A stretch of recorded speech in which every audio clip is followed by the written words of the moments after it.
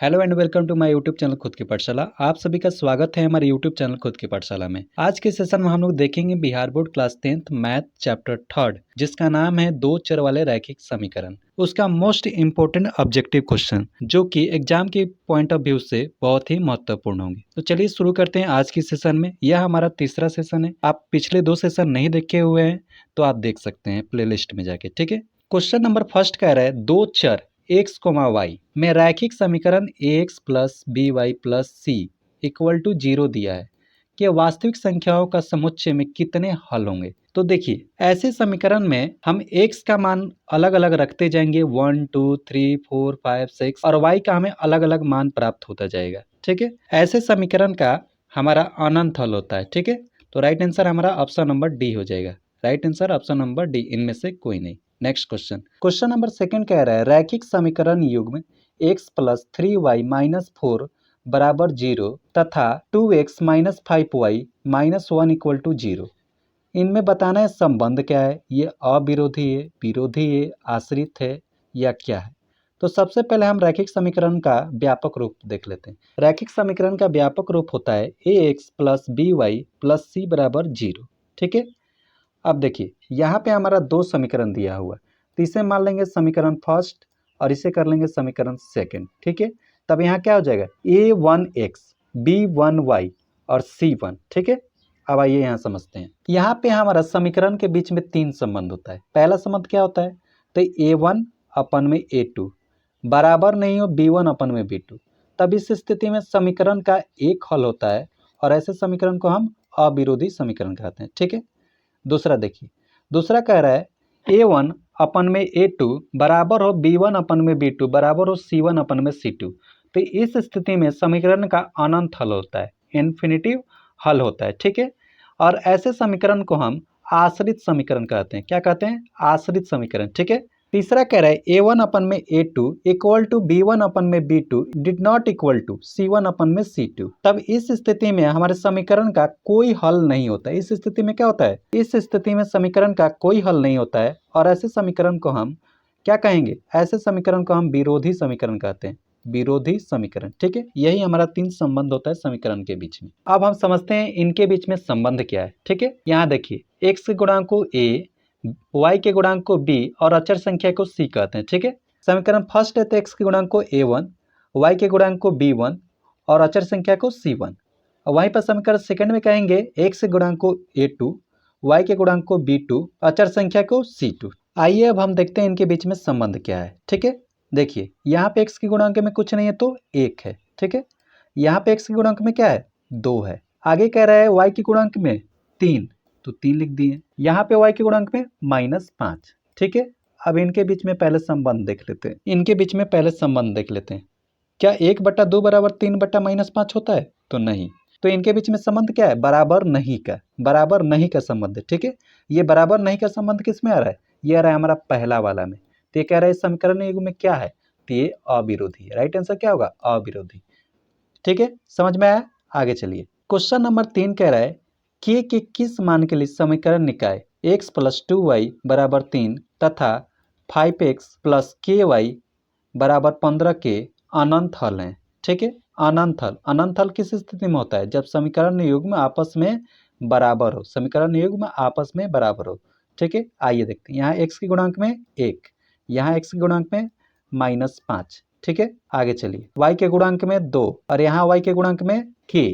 अब देखिए यहाँ पे हमें तीसरा लिखने की कोई जरूरत नहीं है क्योंकि 2 ही के बराबर करके हम k का मान फाइंड कर सकते हैं। ठीक है, तो लिख सकते हैं, यहाँ देखिए k इंटू 1 यानी k हो जाएगा 5 गुने 2 कितना होगा, 10 हो जाएगा। यानी राइट आंसर क्या होगा, राइट आंसर हमारा ऑप्शन नंबर बी हो जाएगा, ऑप्शन नंबर बी 10। ठीक है, नेक्स्ट क्वेश्चन नंबर 4 कह रहा है, क्वेश्चन नंबर 4 कह रहा है युगपथ समीकरण 2x plus 3y equal to 5, 4x plus 6y equal to 9 के निकाय है।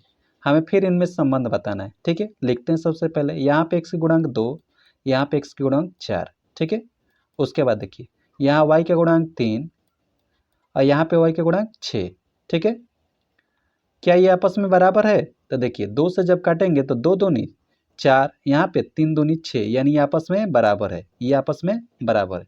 आगे चलिए, आगे लिखेंगे यहाँ पे सी की जगह 5 है और यहाँ पे C2 की जगह 9 है। क्या ये आपस में बराबर?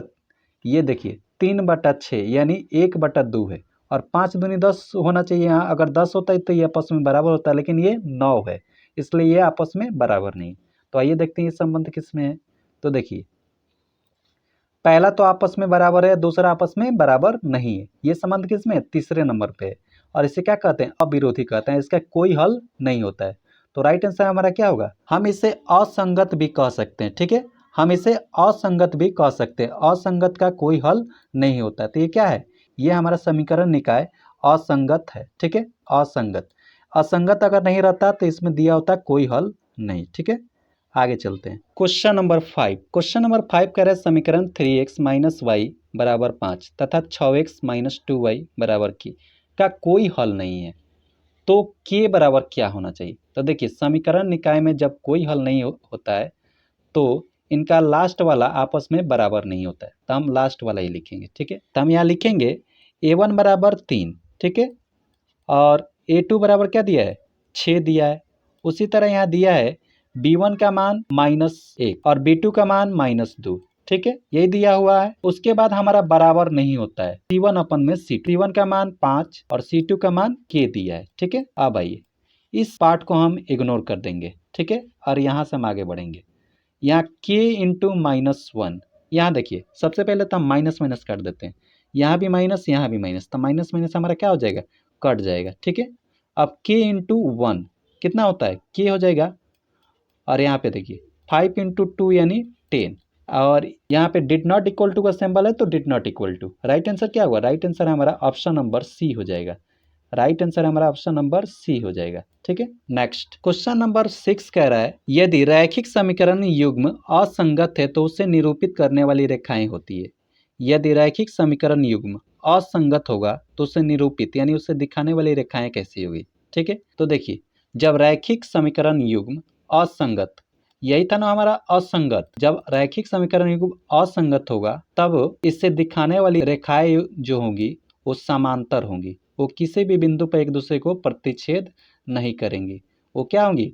एक दूसरे के समानांतर होंगी, ठीक है। तो राइट आंसर क्या होगा? राइट आंसर हमारा ऑप्शन नंबर ए हो जाएगा, ठीक है। क्वेश्चन नंबर 7 कह रहा है 2x प्लस 3y बराबर 11 और 2x माइनस 4y बराबर -24 के हल है। तो देखिए ऐसे क्वेश्चन को हम ऑप्शन से ही बनाएंगे, ठीक है। सबसे पहले तो यहाँ x का मान दे दिया है और y का मान दे दिया है, हम एक एक करके क्वेश्चन में रखेंगे और वैल्यू जिससे संतुष्ट हो रहा वही हमारा आंसर हो जाएगा, ठीक है। सबसे पहले हम समीकरण फर्स्ट में वैल्यू रखते हैं। तो देखिए यहाँ x की जगह पे 2 दिया है और y की जगह पे 4 दिया है। सबसे पहले चलिए वैल्यू रखते हैं। तो 2 गुने 2 कितना होता है? 4 होता है। 2 गुने 2 4 होता है, ठीक है। और यहाँ देखिए 3 गुने 4 कितना होगा? 3 गुने 4 12 हो जाएगा। जब इसको जोड़ेंगे 4 और 12 को तो कितना होता है? 16 होता है, जो कि 11 के बराबर नहीं है। हमें कितना आना चाहिए? 11 आना चाहिए। तो ये क्या है? आंसर हमारा गलत है। दूसरे पर चलते हैं। 2 गुने -2 यानी -4 हो जाएगा, ठीक है। और 3 गुने -5 यानी कितना हो जाएगा? ये हमारा हो जाएगा -15, ठीक है। तो -4 और -15 को जोड़ेंगे तो -19, जो कि 11 के बराबर नहीं है। तो ये भी हमारा ऑप्शन गलत है। अगला देखिए, अगला कह रहा है 2 गुने -3, तब ये कितना हो जाएगा? -6 हो जाएगा। 3 गुने 1 यानी ये कितना हो जाएगा? 3। जब -6 और 3 को जोड़ेंगे तो हमें प्राप्त होगा -3, जो कि 11 के बराबर नहीं है। तो ये भी हमारा ऑप्शन गलत है, ठीक है। अगला देखिए, अगला कह रहा है -2, 2 गुने -2, तो ये कितना हो जाएगा? -4 हो जाएगा। और 3 गुने 5 यानी 15, जब इनको जोड़ेंगे तो हमें कितना प्राप्त होगा? इनको जोड़ेंगे तो हमें प्राप्त होगा 11। तो यही हमारा ऑप्शन राइट होगा। अब इसी ऑप्शन के वैल्यू को इसमें भी रखेंगे तो ये हमारा संतुष्ट हो जाएगा। जैसे -2 है तो 2 गुने -2 यानी -4, ठीक है। और यहाँ 5 है तो 4 गुने 5 यानी -20, 4 गुने 5 यानी -20, इसको जोड़ेंगे कितना प्राप्त होगा? -24 प्राप्त हो जाएगा, ठीक है। Right answer option number D. Next question number 8 कह रहा है के किस मान के लिए समीकरण निकाय इतना जो है अनगिनत हल होगा। के किस मान के लिए समीकरण निकाय का अनगिनत हल होगा। तो सबसे पहले देख लेते हैं अनगिनत हल होता कब है। तो देखिए समीकरण निकाय का अनगिनत हल तब होता है जब तीनों समीकरण निकाय क्या हो? आपस में बराबर हो। जब समीकरण निकाय आपस में बराबर हो। ठीक है, चलिए तो इसे देखते हैं। a1 का वैल्यू 4, a2 का वैल्यू 2, आगे बढ़िए। y1 का वैल्यू k, y2 का value -4।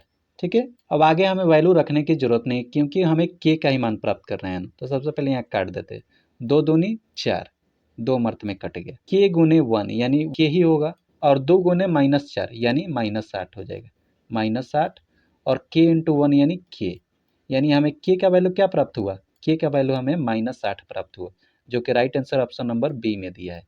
Right answer option number B में दिया है। नेक्स्ट क्वेश्चन नंबर 9 कह रहा है यदि समीकरण kx माइनस 5y बराबर 2 तथा 6x प्लस 2 बराबर 7 का कोई हल न हो, समीकरण निकाय का कोई हल न हो, तो उस स्थिति में k का हमें वैल्यू प्राप्त करना है। तो देखिए k का वैल्यू क्या हो जाएगा, जब कोई हल न हो तो समीकरण निकाय किस रूप का होगा, समीकरण निकाय हमारा इस रूप का होगा। ठीक है, यहाँ देखिए पहला बराबर है, दूसरा बराबर नहीं। ठीक है, इसका कोई हल नहीं होता है। चलिए तो इस पर रखते हैं। यहाँ a1 की जगह क्या दिया है, k दिया है, और a2 की जगह 6 है, b1 की जगह -5 है, और b2 की जगह यहाँ y2 की जगह यहाँ y छोड़ दिया है, तो हम यहाँ y डाल देते हैं। ठीक है, y2 की जगह क्या हो जाएगा, 2 हो जाएगा। ठीक है, नेक्स्ट अब आगे देखिए, हम नीचे नीचे समीकरण में काट सकते हैं। तो 3 दूनी 6 कट गया, अब गुणा कर देंगे तो 3 गुने -5 इक्वल टू -15 हो जाएगा, -15, जो कि k का मान हो जाएगा, -15 k का मान हो जाएगा। ठीक है, right answer option number D. अगला क्वेश्चन नंबर 10 कह रहा है यदि 2k-1 और k समीकरण इतना का हल हो तो k का मान ज्ञात करें। यहाँ सबसे पहले समझ लीजिए, ये जो है x का मान दिया हुआ है। ठीक है, और ये क्या है, ये y का मान है। x का मान 2k-1, y का मान केवल k दिया हुआ है। अब इस मान को समीकरण में रखेंगे और उसके बाद इसका सोल्यूशन देखेंगे। ठीक है, तो मैं इसका सोल्यूशन ऑलरेडी करके लाया हूँ, इसलिए डायरेक्ट आपके सामने रखता हूँ।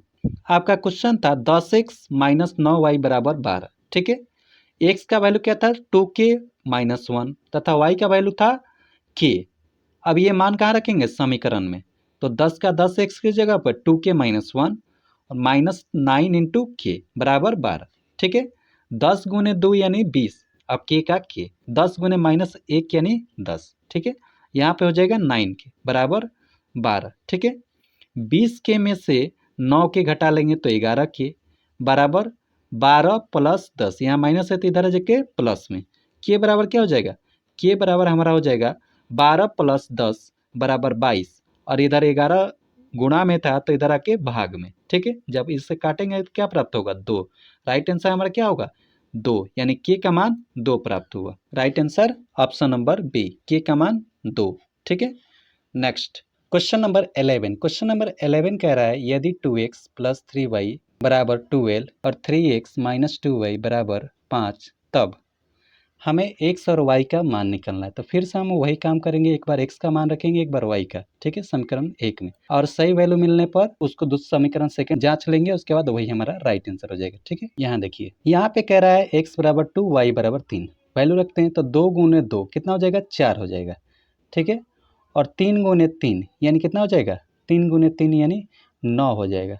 9 4 कितना होता है, 12 होता है, नहीं होता है, तो ये हमारा ऑप्शन रॉन्ग है। फिर 2 गुने 2 यानी कितना हो जाएगा, 4, 2 गुने -3 यानी 9, -3 और -4 को जोड़ेंगे तो हमारा प्राप्त होता है माइनस में 5 प्राप्त होगा, जो कि 12 नहीं है। ठीक है, तो ये भी ऑप्शन हमारा रॉन्ग है। थर्ड आ जाइए, 2 गुने 3 कितना होगा, 6 हो जाएगा। 3 गुने 2 कितना होगा, 6 हो जाएगा। ठीक है, 6 और प्लस 6 कितना होता है, 12 होता है, यानी राइट आंसर हमारा ऑप्शन नंबर सी होना चाहिए। ठीक है, आइए जांच कर लेते हैं क्या ये सही है नहीं। तो देखिए 3 गुने 3 कितना होता है, 9 होता है, 3 गुने 3 यानी 9। फिर 2 गुने 2 कितना होता है, 4 होता है। 9 में से क्या करना है, 4 घटाना है, 5 प्राप्त होता है, तो हाँ प्राप्त होता है, तो ये हमारा ऑप्शन राइट है।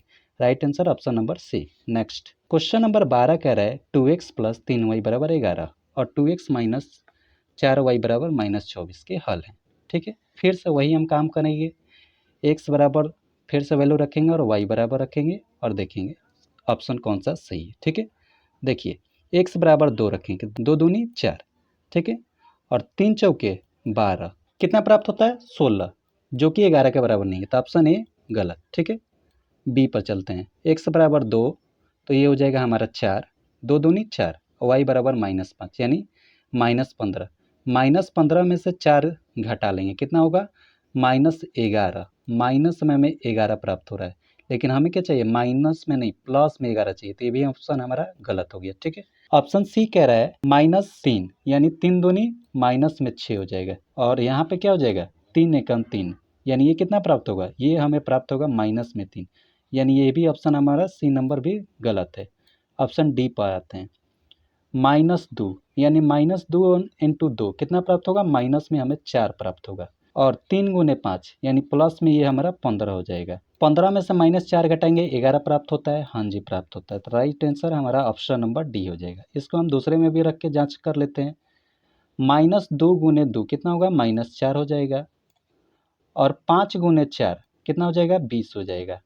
इसको जब जोड़ेंगे तो -24 प्राप्त होता है, -24 हमें प्राप्त होता है, तो right answer option number D. Right answer option number D.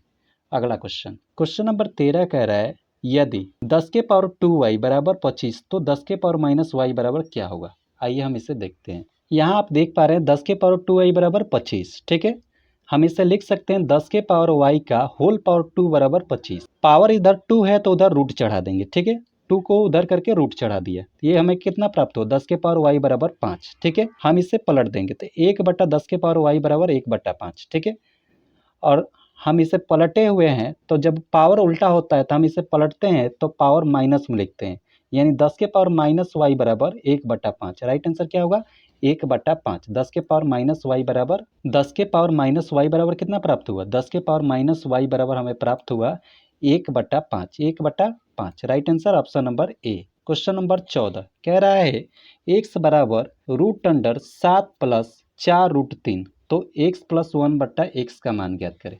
आइए कैसे ज्ञात करेंगे, देखते हैं इसे।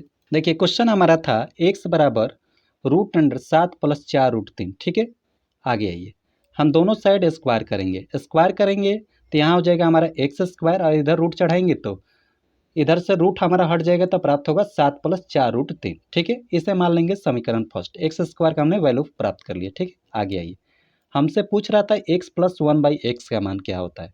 हम क्या करेंगे, हम स्क्वायर करेंगे। ठीक है, x + 1 का स्क्वायर करेंगे तो हमें प्राप्त होगा x² + 2 into x into 1/x + 1/x का स्क्वायर। ठीक है, आगे आइए, यहाँ देखिए x² का x², यहाँ देखिए x कट गया तो 2 प्राप्त हुआ हमें, और यहाँ देखिए 1/x² का 1/x² कर देंगे। ठीक है, 1/x के होल स्क्वायर बराबर 1/x²। ठीक है, आगे चलिए, आगे यहाँ कह रहा है x² का हमने वैल्यू वहाँ फाइंड किया था, क्या था 7 + 4√3। x² का हमारा वैल्यू यहाँ फाइंड किया गया था 7 + 4√3, जो कि हम x² की जगह पर रख देंगे। x² बराबर 7 + 4√3। ठीक है, यहाँ भी हमने वैल्यू सेम रख दिया, बाकी सब हमारा नो चेंजेस है। यहाँ पे देखिए हमारा कोई चेंजेस नहीं है। यहाँ पे आइए, यहाँ पे हम हर का परिमेयकरण करेंगे। परिमेयकरण में क्या करते हैं, तो चिन्ह पलट के हम गुना कर देते हैं ऊपर नीचे, प्लस से तो माइनस हमने ऊपर नीचे गुना कर दिया, ये दोनों हमारा कट जाएगा, इसलिए समीकरण में कोई परिवर्तन नहीं है। आगे चलिए, आगे इधर हमारा कोई परिवर्तन नहीं है, यहाँ पे आ जाइए, इसको हमने 1 से गुणा कर दिया तो 7 - 4√3 हमें प्राप्त हुआ। ठीक है, नीचे देखिए, यहाँ पे हमें एक सूत्र प्राप्त हो रहा है a + b into a - b। हमारा सूत्र क्या होता है, a² - b², यानी 7 का स्क्वायर माइनस 4√3 का होल स्क्वायर। ठीक है, आगे चलिए, यहाँ भी अभी हमारा कोई परिवर्तन नहीं है। यहाँ आ जाइए, यहाँ पे 7 का स्क्वायर कितना होता है, 49 होता है। ठीक है, और यहाँ पे 4√3 का स्क्वायर कितना होगा, 48 होगा, क्योंकि 4 का स्क्वायर 16 और √3 का स्क्वायर 3, 16 गुना 3 कितना होता है, 48 होता है। ठीक है, जब 49 में से 48 घटाएंगे तो कितना प्राप्त होगा, 1 प्राप्त होगा, तो हमने यहाँ से बट्टा का चिन्ह बस गायब कर दिया है। अभी यहाँ कोई परिवर्तन नहीं है। अब यहाँ आइए, -4√3 और यहाँ है +4√3। ठीक है, ये दोनों आपस में कट जाएंगे, एक माइनस में एक प्लस में, बाकी हम जोड़ देते हैं। 7 - 7 14, 14 और 2 16 प्राप्त हुआ। हमने यहाँ पे क्या किया था, हमने क्वेश्चन में स्क्वायर किया था, स्क्वायर किए थे तो अब रूट भी करना पड़ेगा, तो हम यहाँ पे क्वेश्चन को रूट कर दे रहे हैं। रूट करेंगे तो क्या प्राप्त होगा, x + 1/x बराबर √16। इसको हम रूट में वैल्यू रख दिए। ठीक है, √16 का वैल्यू क्या होता है, 4 होता है। राइट आंसर हमारा क्या होगा, राइट आंसर हमारा 4 प्राप्त होगा, यानी ऑप्शन नंबर ए। ठीक है, अगला क्वेश्चन, क्वेश्चन नंबर 15 कह रहा है यदि 173x प्लस 197y बराबर 149 और 197x प्लस 173y बराबर 121 तो x और y का मान ज्ञात करना है। ठीक है, यहाँ पे देखिए एक्चुअली ये समीकरण बहुत बड़ा है, इसलिए हम वैल्यू रखेंगे तो हमें बहुत दिक्कत होगी। हम आइए इसका सोल्यूशन करते हैं। ठीक है, देखिए इसका सोल्यूशन कैसे करेंगे। देखिए हमारा क्वेश्चन था 173x प्लस 197y बराबर 149, इसको मानेंगे समीकरण फर्स्ट। 197x प्लस 173y बराबर 221, इसको मानेंगे समीकरण सेकंड। अब समीकरण फर्स्ट और सेकंड को आपस में घटा लेंगे। पहले समीकरण को इधर उतार दिए, कोष्ट कर दिए, दूसरे समीकरण को दूसरी तरफ और कोष्ट बीच में माइनस का चिन्ह। ठीक है, फिर 149 में से 221 घटा लेंगे, हमें प्राप्त क्या होगा। हम जब 173 में से 197 घटाएंगे तो हमें प्राप्त होगा माइनस में 24। उसी तरह 197 में से 173 घटाएंगे तो प्लस में 24। ठीक है, बराबर क्या प्राप्त होगा, बराबर हमें -72 प्राप्त होगा। 149 में से 221 घटाएंगे तो -72। ठीक है, -24 यहाँ पे हमने कॉमन ले लिया, तो बचा क्या, x माइनस वाई। ठीक है, बराबर हमारा 172। ठीक है, तो x माइनस वाई बराबर हमारा हो जाएगा -172 बटा -24। जब इसे काटेंगे तो हमें प्राप्त होगा 3, x माइनस वाई बराबर 3, यानी x का मान कितना हो जाएगा 3 प्लस वाई। हम इस मान को समीकरण फर्स्ट में रखेंगे। समीकरण फर्स्ट में ये रहा हमारा समीकरण फर्स्ट। ठीक है, हम इसमें जब इस मान को रखेंगे तो हमें प्राप्त होगा 173 गुने 3 प्लस वाई प्लस 197 बराबर 149। ठीक है, 173 को 3 से गुणा करेंगे तो 519 आता है। ठीक है, और 173 गुने वाई यानी 173 वाई। ठीक है, और 197 वाई के 197, 149 का 149 आ गया। यहाँ है 519। ठीक है, और 173 मैंने इसी चीज़ को फिर से उतार दिया, थोड़ा सा यहाँ गड़बड़ लिखा गया था। ठीक है, आगे आइए, आगे हम जोड़ेंगे जब 197 और 173 वाई को तो ये प्राप्त होगा 370 वाई। ठीक है, और 149 में घटा देंगे 519 को। ठीक है, इधर आएगा तो ये माइनस में जाएगा। आगे आई 370 वाई बराबर हमें प्राप्त होगा -370। ठीक है, तो वाई बराबर क्या प्राप्त होगा, वाई बराबर हमें -1 प्राप्त हो जाएगा। जब भाग देंगे तब वाई बराबर -1। आगे चलिए, जब वाई बराबर -1 प्राप्त हो गया, एक्स बराबर आया था 3 प्लस वाई, एक्स बराबर हमारा आया था 3 प्लस वाई। ठीक है, तब इसका वैल्यू रख देंगे, 3 का 3 और वाई का वैल्यू -1। जब इसे जोड़ेंगे तो 3 में से -1 घटा देंगे, 2 प्राप्त होगा, यानी एक्स का वैल्यू 2, वाई का वैल्यू -1। आते हैं देखते हैं कौन सा राइट आंसर है। यहाँ देखिए, यहाँ पर x बराबर 2, y बराबर -1, right answer option number D. देखिए पहला मान जो होता है x का होता है, दूसरा मान हमारा y का होता है। तो x बराबर 2 आया था और y बराबर -1 आया था, y बराबर -1 आया था, right answer option number D. Next question number 16 कह रहा है a1 upon a2 equal to b1 upon b2 did not equal c1 upon c2। ये किसका शर्त है, ये है कोई भी हल ना होने का समीकरण का शर्त। ठीक है, कह रहा समीकरण इतना और इतना है तो ये है, इसका कोई हल नहीं है, एक अद्वितीय हल है, अनेक हल है, दो हल। हमने इसको आपको पहले ही बताया था, इसका कोई हल नहीं होता। Right answer option number A हो जाएगा। अगला क्वेश्चन, क्वेश्चन नंबर 17 कह रहा है समपाती रेखाओं के लिए शर्त है। देखिए समपाती रेखा का मतलब होता है एक रेखा के ऊपर ही दूसरा रेखा हो जाना, एक रेखा के ऊपर ही दूसरा रेखा हो जाना। ठीक है, तो राइट आंसर इसका क्या हो जाएगा, जब समपाती रेखा होता है तो समीकरण के बीच में क्या संबंध होता है, तो समीकरण के बीच में ये संबंध होता है, ये आपस में इक्वल होते हैं। उसी तरह हमारा क्वेश्चन 18 भी है, आश्रित समीकरण युग्म का हल होता है। तो देखिए इसी रेखा को हम आश्रित भी कहते हैं। आश्रित का मतलब भी है एक रेखा दूसरे पर ही हो, और ऐसी स्थिति में इसका कितना हल होता था, इसका अनगिनत हल होता था, अनंत हल। अनंत हल, अनंत को हम अनेक हल भी कहते हैं, यानी right answer option number B हो जाएगा। ठीक है, चलिए तो मुझे कमेंट कर बताएं आपको कितना क्वेश्चन समझ में आया और कितना क्वेश्चन आप पहले से जानते थे। वीडियो में लास्ट तक बने रहने के लिए आपका बहुत बहुत धन्यवाद। प्लीज़ चैनल को सब्सक्राइब करें, हमारे वीडियो को लाइक करें और अपने दोस्तों के साथ शेयर करें। जय हिंद।